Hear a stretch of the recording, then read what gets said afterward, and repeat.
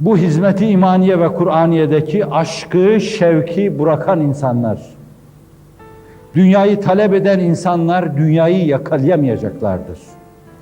Dünya çok mekkar ve gaddardır. Allah'ın ona karşı yaptığı tembihe göre seni takip edenlerden öyle bir kaç ki yakalayamasınlar. Ama senden kaçanları da öyle bir kovala ki sürekli elinden kurtulamasınlar. Hizmet-i imaniye ve Kur'aniye'yi kadın erkek bırakıp dünyaya meyledenler evlatlarından öyle çekerler ki iki büklüm olurlar. Yuvalarından öyle çekerler ki iki büklüm olurlar. Hastalık ve musibetlerden öyle çekerler ki inim inim inlerler. Fakat geçen günleri geriye getirme fırsatını bulamazlar.